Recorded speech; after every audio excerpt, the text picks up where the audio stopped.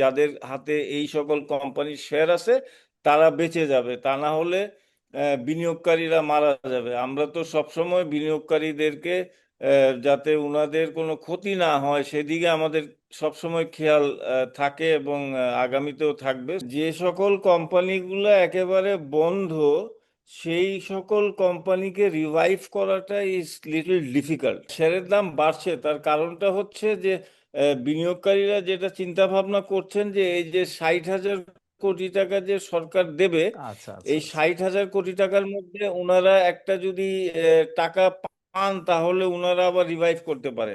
আসসালামু আলাইকুম। The lawyers and jurist law firm আয়োজিত ল অ্যান্ড ইকোনমি শোতে আমন্ত্রণ জানাচ্ছি আমি আব্দুর রহমান রণ। দর্শক, আজকে আমরা পুঁজিবাজার নিয়ে কথা বলতে চাই এবং এজন্য আমাদের সাথে রয়েছেন ঢাকা স্টক এক্সচেঞ্জের সাবেক সিনিয়র ভাইস প্রেসিডেন্ট জনাব আহমেদ রশিদ লালী। আপনাকে স্বাগত আজকের আয়োজনে। ধন্যবাদ। আমরা একটা পজিটিভ ভাইব দেখতে পাচ্ছি অনেক দিন পরে পুঁজিবাজারে। অনেকেই প্রত্যাশা করছেন একটা গতিশীল পুঁজিবাজার আমরা দেখব এই অর্থ বছরে, নতুন অর্থ বছরে 2026-27 অর্থ বছরে।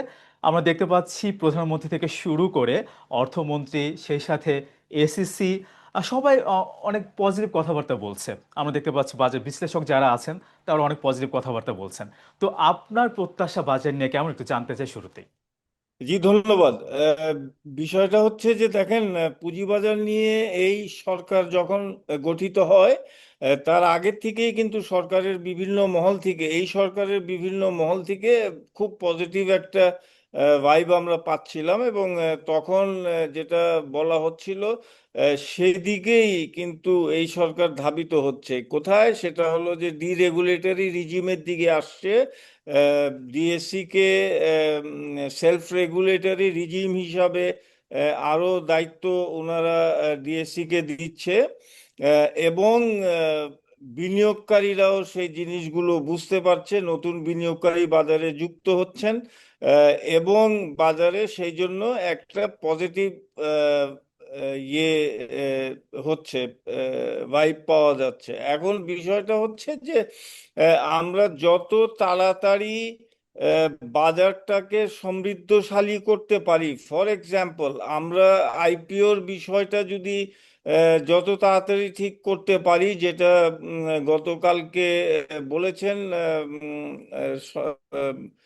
আমাদের যে এসিসি চেয়ারম্যান, চেয়ারম্যান। যে আমরা আগামী সপ্তাহে অথবা তার পরবর্তী সপ্তাহে কিন্তু আইপিওর বিষয়ে একটা দিক নির্দেশনা আসতেছে। সো খুব তড়িৎ গতিতে কিন্তু বিএসইসি তাদের কার্যকারিতা কিন্তু শুরু করে দিয়েছে, এবং ডিসিশনস গুলো খুব তাড়াতাড়ি আসছে। আপনি লক্ষ্য করেছেন যে বেক্সিমকো কে ছেড়ে দেওয়ার যে ইয়েটা হয়েছিল, উনি কমিশন, নতুন কমিশন গঠন হবার কয়েকদিনের ভিতরেই কিন্তু এটা ছেড়ে দেওয়া হয়েছে।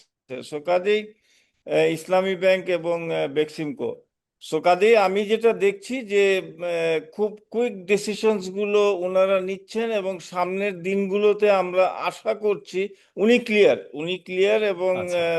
কমিশন ইজ ক্লিয়ার, এবং কমিশন খুব কি কি করতে হবে সেই জিনিসগুলো ওনাদের ছক করা হয়ে গেছে।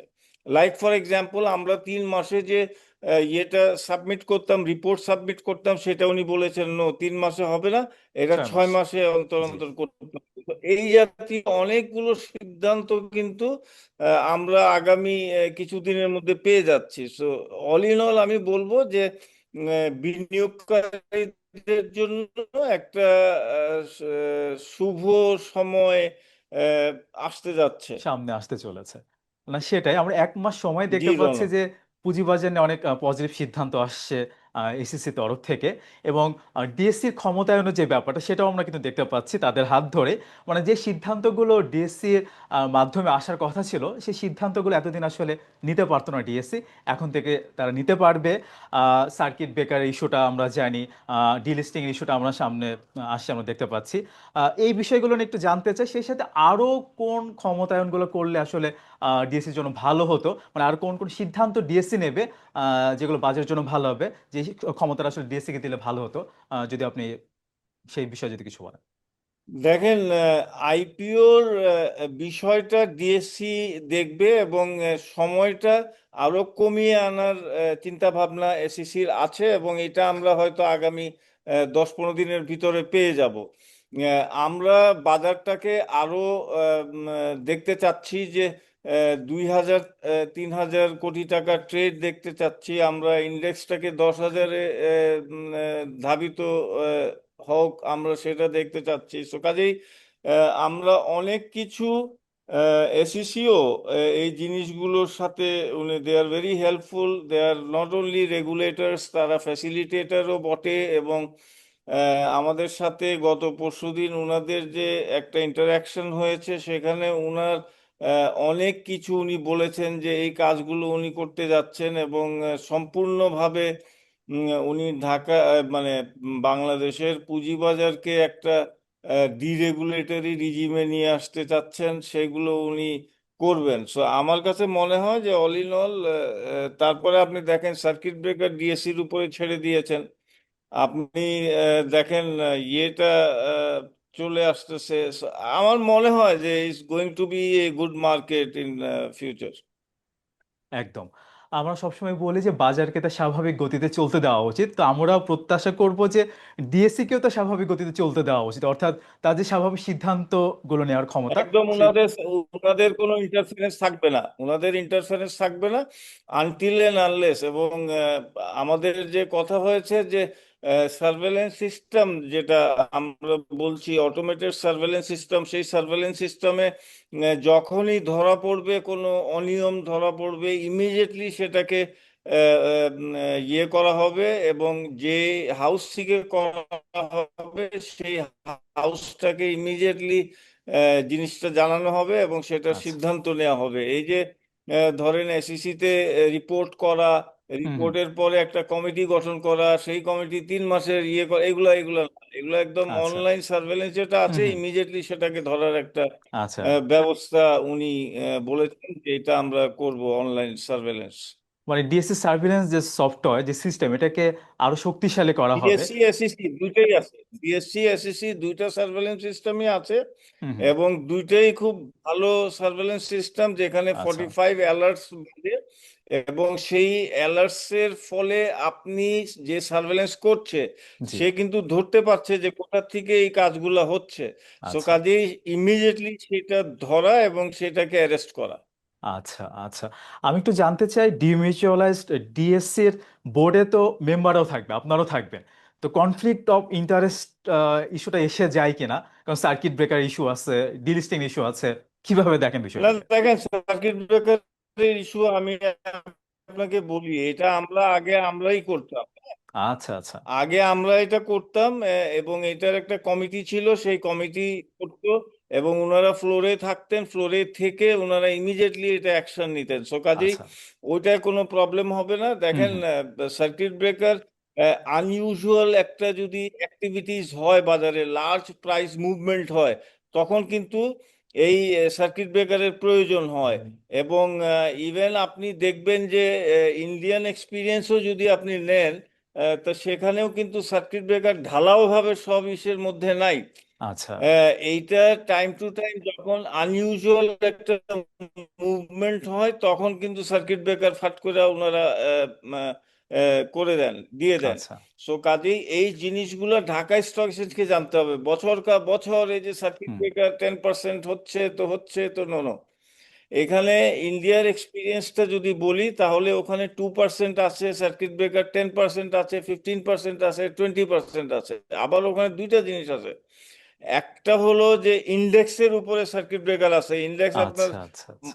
বন্ধ হয়ে যাবে হুম হুম যখনই হুম। ওইটা হিট করবে, হায়ার অথবা লোয়ার, আচ্ছা। তখন ওইটা মার্কেট বন্ধ হয়ে যাবে। আবার আছে যে আপনার ইসের উপরে, আইটেমের উপরে। সো হুম হুম প্রত্যেকটা আইটেমের উপরে যখন আপনি সার্কিট ব্রেকার দিবেন, তখন টেন হুম। পার্সেন্ট ফ্ল্যাট সার্কিট ব্রেকার কিন্তু নাই। সেখানে আচ্ছা। কিন্তু আমাদের যেটা আছে, ইন্ডিয়ান এক্সপিরিয়েন্সে বলি, সেটা কিন্তু আপনাকে চিন্তা করতে হবে যে সেখানে বলেন একটা জিনিস 2% আছে, যখন বেশি ভলাটাইল হয়ে যাচ্ছে বাজার তখন আরেকটু বাড়ায় দেয়, বুঝছেন? সো এইভাবে, সো এখানে কনফ্লিক্ট অফ ইন্টারেস্ট হবে না। এখানে আচ্ছা। ধরেন আপনার এসিসি তো এখন এইটাকে কন্ট্রোল করার জন্য একটা রেগুলেশন বানাবে, তাই না? এখনো তো জি। রেগুলেশন আসে নাই। হুম হুম হুম। সো রেগুলেশন আসলে আমরা বুঝতে পারবো যে কোথায় কোথায় কিভাবে করতে হবে আচ্ছা। জিনিসগুলো। বা হুম হুম আমি যেটা ইন্ডিয়ান এক্সপিরিয়েন্স বলছি সেটা হুম হুম। সকল শেয়ারের উপরে কিন্তু আমাদের ওদের ইয়ে নাই। সো কাজে এইটা যখন ভলাটিলিটি বেড়ে যায় তখন এটা ইম্পোজ করে দেয়। সো আচ্ছা। এখানে একটা সিস্টেম উইল ওয়ার্ক, এখানে মেম্বারদের উপরে ছেড়ে দেয়া তা না, ইট উইল ম্যানেজমেন্ট, হ্যাঁ, যে ম্যানেজমেন্ট আছে সেই ম্যানেজমেন্টের উপরে ছেড়ে দিবে একটা রেগুলেশন করে যে এই মোতাবেক তোমরা এটাকে কন্ট্রোল করবা। সো কাজে আচ্ছা ইটস আচ্ছা। নট দ্যাট মেম্বাররা, হুম হুম হুম। এরা ম্যানেজমেন্ট টিম করবে, এরা আপনি মেম্বারদের কোনো বিষয় না। আচ্ছা, এখন ইন্ডিয়ান স্টক মার্কেটের এক্সপিরিয়েন্সের কথা আপনি বলছেন, তো আমরা প্রত্যাশা করব ইন্ডিয়ান মার্কেট আমরা দেখেছিলাম 10,000, 10,000 থেকে 80,000 উপরে গিয়েছিল। পাকিস্তানের ইন্ডেক্স আমরা দেখলাম 5,000 থেকে 1 লাখের উপরে গিয়েছিল। তো আমরা প্রত্যাশা করবো আমাদের মার্কেটে একটা গতিশীলতা যেটাকে আমরা বলি সেটা দেখতে পাবো। আমি একটু আসতে চাই ডিলিস্টিং নিয়ে। ডিলিস্টিং নিয়ে কি আসলে সাধারণ বিনিয়োগকারীদের মধ্যে একটা ভয় তৈরি হতে পারে কিনা, একটা প্যানিক হতে পারে কিনা, অথবা কতটা স্বার্থ রক্ষা হবে? আবার বলা হচ্ছে বাইব্যাক করা হবে এখানে। বাইব্যাকটা আসলে কতখানি নিশ্চিত করা যাবে, যেখানে আমরা এর আগে দেখেছিলাম যে 2%, 30% ইস্যুতে কিন্তু যে ন্যূনতম শেয়ার হোল্ডিং এর যে ইস্যুটা, সেটা কিন্তু গত 10 বছরও কার্যকর করা যায়নি। তো ওভারঅল বিষয়টিকে আপনি কিভাবে দেখেন? দেখেন, ডিলিস্টিং এর বিষয়ে আমি আপনাকে বলি এটা, ধরেন এই যে 32টা কোম্পানি যেটা একেবারে প্রোডাকশন বন্ধ, তালা হুম হুম মারা কোম্পানিগুলো আছে, এই কোম্পানিগুলো আপনি কি যে বলে ইয়েটা বন্ধ করে দিতে পারেন, ট্রেডিং বন্ধ করে দিতে পারেন, ঠিক আচ্ছা। আছে, হুম সাসপেন্ড করে দিতে পারেন, হুম কিন্তু ডিলিস্টিং করতে পারেন। বাট হুম এই যে আপনি একটা, আমরা নিউজ দিলাম, ঢাকা স্টক এক্সচেঞ্জ থেকে একটা নিউজ আসছে, খুব ভালো কাজ করেছে। ইমিডিয়েটলি এটা ঢাকা স্টক এক্সচেঞ্জের কাছে যখনই হুম এইটা আসবে তখন হুম চোখে পড়বে, তখন ঢাকা স্টক এক্সচেঞ্জ এটা হুম। এইটাকে সাপ্রেস করে রাখার কোনো সুযোগ নাই, এটাকে ডিসিমিনেট করতেই হবে, যেহেতু ঢাকা স্টক এক্সচেঞ্জ জেনে গেছে এবং they did the right thing. আচ্ছা। তো আমার কাছে যেটা মনে হয় যে এই কোম্পানির যে শেয়ারগুলো আছে বিনিয়োগকারীদের কাছে, সেই বিনিয়োগকারীরা এখান থেকে কিভাবে রিস্ক ফ্যাক্টরস গুলো কিন্তু অনেক হাই। সো কাজেই আমাদেরকে ডিলিস্টিং রেগুলেশনটাকে চেঞ্জ করতে হবে, একটু আচ্ছা। অ্যামেন্ডমেন্ট করতে হবে হুম হুম ডিলিস্টিং হুম রেগুলেশনে। আপনি সাসপেন্ড করে রাখতে পারেন, কতদিন সাসপেন্ড করে হুম রাখবেন, হুম। আপনাকে তো সিদ্ধান্ত নিতে হবে, অবশ্যই। আপনাকে ডিলিস্টিং এ যাইতেই হবে। সো আপনাকে যে ডিলিস্টিং রেগুলেশন আছে সেটা অ্যামেন্ডমেন্ট করতে হবে, ডিলিস্টিং রেগুলেশনটাকে অ্যামেন্ডমেন্ট করে সেখানে কয়েকটা জিনিস অ্যাড করতে হবে। সেগুলো হলো যে আমাদের ডিলিস্টিং রেগুলেশনটাকে আপনাকে যখনই ডিলিস্টিং এর একটা ইয়ে শুরু হবে, ঢাকা স্টক এক্সচেঞ্জ একটা নোটিশ দেবে, নোটিশ দিয়ে ভ্যালুয়ার, এসিসি একটা ভ্যালুয়ার বসাবে, এসিসি ভ্যালুয়ার বসাবার পরে সেই ভ্যালুয়ার আবার শেয়ার প্রতি একটা মূল্য, অ্যাসেট ইয়ে করে সবকিছু করে একটা মূল্য নির্ধারণ করবে। সেই মূল্য অনুসারে শেয়ার হোল্ডারদেরকে সেই টাকাটা দেওয়ার ব্যবস্থা হতে হবে। So, সেই আচ্ছা রকম একটা ডিলিস্টিং রেগুলেশনটাকে অ্যামেন্ডমেন্ট করতে হবে, যেটা আচ্ছা। ইন্ডিয়ায় আছে। সিমিলার জিনিস আছে, আপনি ডিলিস্টিং ধরেন ধরেন আপনি ভলেন্টারি ডিলিস্টিং আছে, কম্পালসারি ডিলিস্টিং। এখন এসিসি যখন, ডিএসসি যখন ডিলিস্টিং করবে সেটা হয়ে গেল কম্পালসারি ডিলিস্টিং। আচ্ছা।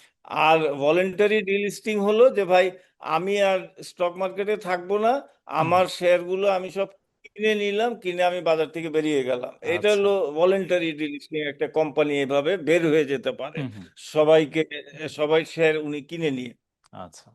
এসিসির পারমিশন সহ। হুম আর হুম যেটা আমরা কম্পালসারি ডিলিস্টিং যেটা আছে, যেটা কম্পালসারি ডিলিস্টিং এর কথা বললাম এতক্ষণ, যে ডিলিস্টিং রেগুলেশন আমাদের আছে, সেটাকে আরো যুগোপযোগী করা এবং ইন্ডিয়ায় যেভাবে করে সেই এক্সপিরিয়েন্সটা নিয়ে, তাহলে আমাদের বিনিয়োগকারীরা বেঁচে যায়, বিনিয়োগকারী যাদের হাতে এই সকল কোম্পানির শেয়ার আছে তারা বেঁচে যাবে। তা না হলে বিনিয়োগকারীরা মারা যাবে। আমরা তো সবসময় বিনিয়োগকারীদেরকে যাতে উনাদের কোনো ক্ষতি না হয় সেদিকে আমাদের সবসময় খেয়াল থাকে, এবং আগামীতেও থাকবে। সো ঢাকা স্টক এক্সচেঞ্জ এই ডিলিস্টিং রেগুলেশনটাকে করতে হবে। দেখেন এই বিষয়গুলা খুব জিনিসগুলা খুব জটিল একটা, যেহেতু কোম্পানিগুলা বন্ধ, তো সেই কোম্পানিগুলোকে আপনি বলতে পারেন যে ভাই তোমাদের চান্স দিতে পারেন কি, হুম হুম। কেন বন্ধ, এটা ঠিক করতে পারে, এইগুলা সব হইতে পারে, এগুলা হ্যাঁ, 2 বছরের সময় দেওয়ার কথা সমস্যার তো আমরা শুনছি। এই সময়ের মধ্যে সমাধান যদি তারা করা চেষ্টা করতে সম্ভব। পারে। কিন্তু জি। ডিলিস্টিং যখন ফাইনালি আপনি করবেন তখন হুম। বিনিয়োগকারীদেরকে মাথায় রাখতে হবে যাতে ওদের কোনো ক্ষতি না হয়। মানে বিনিয়োগকারীদের স্বার্থ রক্ষাটা সবার আগে করতে হবে। তো আপনি যেটি বলছিলেন উদ্যোক্তা পরিচালকরা শেয়ার কিনে নিবে ভলেন্টারি সিস্টেমে, তো সেক্ষেত্রে কোন প্রাইসে আসলে এটা রন, কিনে নেবে? আসলে মানে কোন প্রাইসে, এটা কি মার্কেট প্রাইস, এইটা ফেস ভ্যালু প্রাইস? জি। কম্পালসারি ডিলিস্টিং, যেটা ডিএসসি কম্পালসারি লিস্টিং করে, সেখানে অ্যানাউন্সমেন্ট করার পরে সিএন এক্সপিরিয়েন্স আমি বলছি, এসইসি একটা ভ্যালুয়ার বসাবে। আচ্ছা সেই আচ্ছা। ভ্যালুয়ার এই জিনিসগুলোকে আবার ওর যে অ্যাসেট আছে সেই অ্যাসেটগুলো সব দেখে, লায়াবিলিটি গুলো দেখে, তারপরে একটা শেয়ার প্রতি কত টাকা ভ্যালিউ আসতেছে সেই ভ্যালু হিসাবে বিনিয়োগকারীদের টাকা দিয়ে দিবে। এর মধ্যে যারা ইয়ে আছে, বাকি যাদের টাকা আছে ওরাও টাকা পাবে, সবাই পাবে, বাট বিনিয়োগকারীদের টাকা দিতে হবে। এটা আচ্ছা। ইন্ডিয়ান এক্সপিরিয়েন্সে আছে। আমাদের ডিএসসি তে একটা এক্সপিরিয়েন্স আমরা এর আগে দেখেছি, তো সেটা সেই হচ্ছে। জি। এক্সপিরিয়েন্সটা একটা ইয়ে হয়, আচ্ছা। বিনিয়োগকারীরা বেঁচে যায়। আমি যেটি বলছিলাম, ঢাকা স্টক এক্সচেঞ্জে আমরা কিছুদিন আগে, কিছুদিন না, বেশ কয়েক বছর আগে দেখলাম যে একটা শেয়ার ডিলিস্টিং হয়ে গিয়েছিল। পরে সেটি কিন্তু আবার লিস্টেড হয়েছে এবং আমরা দেখলাম যে কোনো একটা বড় গ্রুপ অফ কোম্পানি সেই শেয়ারটা, কোম্পানিটা কিনেও নিয়েছিল। এই যে উদাহরণগুলো, এগুলোকে আপনি কিভাবে দেখবেন? সেই সাথে বন্ধ কোম্পানিগুলো সরকার আনার চেষ্টা করছে। তো এই 2টা বিষয় কি একটু সাংঘর্ষিক কিনা?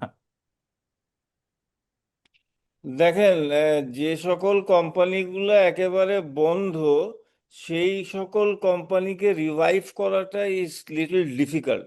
এখন ধরেন ডিএসসি আরো একটা রেড অ্যালার্ট জারি করেছে 30টা কোম্পানির বিষয় নিয়ে, যে জি। ওদের ফাইন্যান্সিয়াল পজিশনটা খুব উইক হয়ে গেছে। হুম হুম। সো সরকার ধরেন যেটা বাংলাদেশ ব্যাংক 60,000 কোটি টাকা দিচ্ছে, জি। সেই ফাইন্যান্সিয়াল কন্ডিশনস উইক, তাদেরকে দিয়ে যদি এটাকে রিভাইভ করা যায় সেটা পসিবল।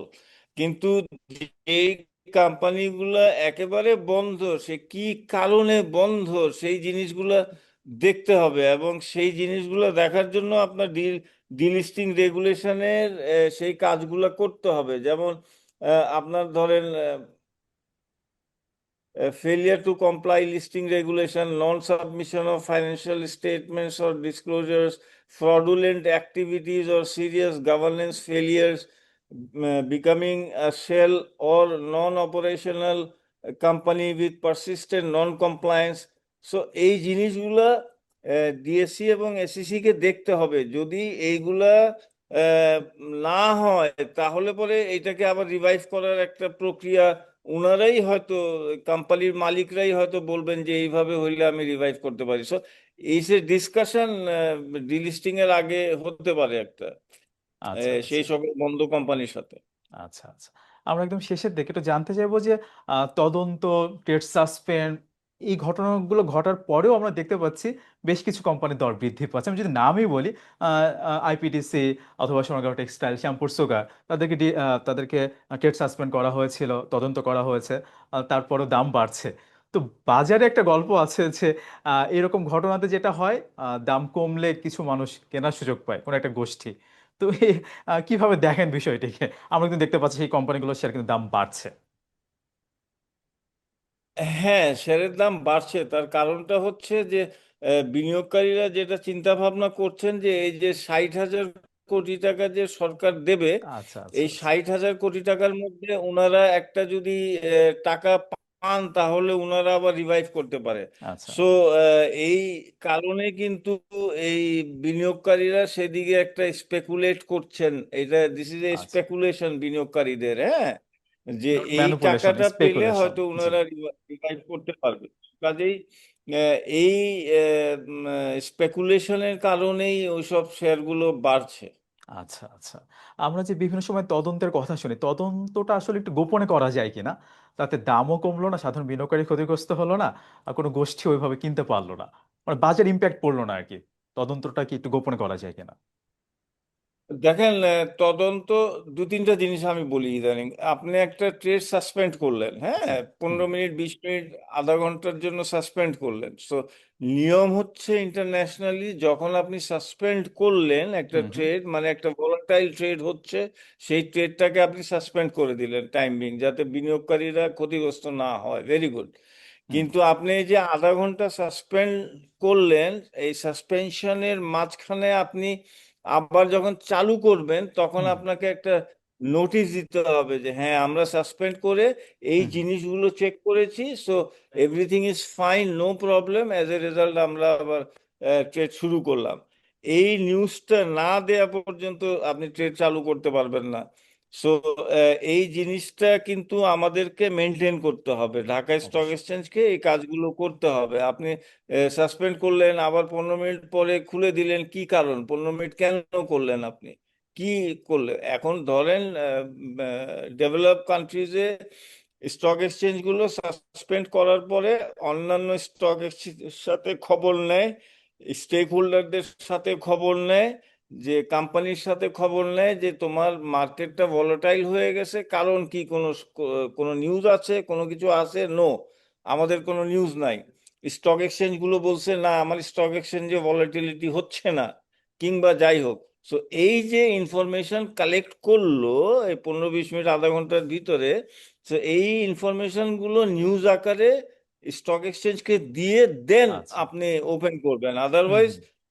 এইটা ওপেন করাটা জাস্টিফাইড হইল না, নিউজ না আচ্ছা। দিয়ে যদি আপনি হুম, ওপেন হুম। করেন। সো এই আচ্ছা। একটা কাজ করা উচিত ঢাকা স্টক এক্সচেঞ্জকে। এবং যে জিনিসগুলা আপনারা, এই যে 30টা 32টা কোম্পানি যারা বন্ধ, সেই সকল কোম্পানিকে আপনাদেরকে eventually you have to come up with a scheme. Now, what is that scheme? That scheme is আপনাকে একটা সময় দিয়ে তাদেরকে ডিলিস্টিং এর আপনাকে অ্যামেন্ডমেন্ট করতে হবে, আপনাকে এটা যুগ উপযোগী করতে হবে আপনার আচ্ছা। Delisting regulation, then you have to go for delisting. আপনি ডিলিস্টিং বাজারের এখন করে স্বার্থেই করতে দিলে হবে, বিনিয়োগকারীরা সাধারণ ক্ষতিগ্রস্ত বিনিয়োগকারীদের হবে। স্বার্থেই করতে যদি হবে এটা। আপনি আপনি যদি ডিলিস্টিং রেগুলেশনটাকে আহ, কি যে বলে, যুগোপযোগী না যুগোপযোগী। জি। করে যদি আপনি ডিলিস্ট করেন, তাহলে বিনিয়োগকারীরা ক্ষতিগ্রস্ত হবে। এই কাজটা করতে যেন না, দরকার হলে ডিলিস্টিংটা একটু ডিলে করেন, ডিলিস্টিংটাকে ইয়ে করে যুগোপযোগী করে দেন গো ফর ডিলিস্টিং। আচ্ছা, আচ্ছা। খুবই ভালো প্রস্তাব। একদমই শেষ প্রশ্ন একটু জানতে চাইবো, এসইসি বলছে বাজারে হস্তক্ষেপ করবে না, অযাচিত হস্তক্ষেপ করবে না। ডিএসইও কিন্তু ১-২ সপ্তাহ আগে এরকম একটা কথা বলেছিল। তো আমরা কি একটা স্বাভাবিক বাজার পেতে পারি? স্বাভাবিক গতির বাজার পেতে পারি কিনা? অবশ্যই আপনার এসইসি অযাচিত কোনো হস্তক্ষেপ করবে না। এসইসি ডিএসসির উপরে সকল ইয়েটা সেলফ রেগুলেটরি হিসাবে ডিএসসির উপরে এই কাজগুলো করবে, ডিএসসি করবে। এবং সেই কাজগুলোর মধ্যে এসইসি কোনো রকমের কোনো ইন্টারফারেন্স করবে না ডিএসসির কাজে। এবং ডিএসসি একটা সেলফ রেগুলেটরি বডি, সেইটা এসইসি চেয়ারম্যান সাহেব গত পরশুদিনও বলেছেন যে এইটাকে আমি সেলফ রেগুলেটরি বডি হিসাবে ডিএসসি কে আবার দাঁড় করাতে চাই। আমি ডিএসসি কে যাতে সেলফ রেগুলেটরি বডি, তারা তাদের সিদ্ধান্ত, তাদের একটা গাইডলাইন আছে, কনস্টিটিউশন আছে, ওই হিসাবে তাদের কাজ তাদেরকে করতে দিতে চাই। এবং আমাদের যে কাজ, সেই কাজ আমরা করতে চাই।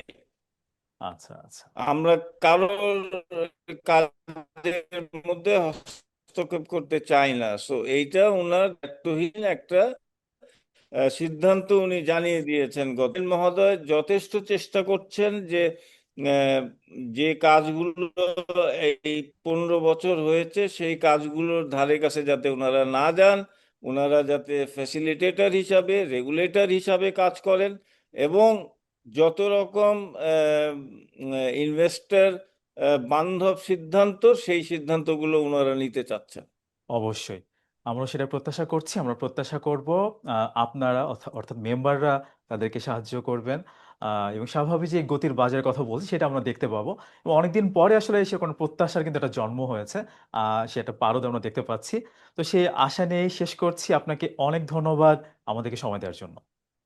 ধন্যবাদ আপনাকে। দর্শক, এতক্ষণ আমরা পুঁজিবাজারে সাম্প্রতিক অবস্থা নিয়ে কথা বলছিলাম ঢাকা স্টক এক্সচেঞ্জের senior vice president Ahmed Rashid লালীর সঙ্গে। দর্শক, the lawyers and jurist law ফার্মের আয়োজিত ল অ্যান্ড ইকোনমি শোতে আবারও দেখা হবে। ভালো থাকুন। এতক্ষণ সাথে থাকার জন্য অনেক ধন্যবাদ। আসসালামু আলাইকুম।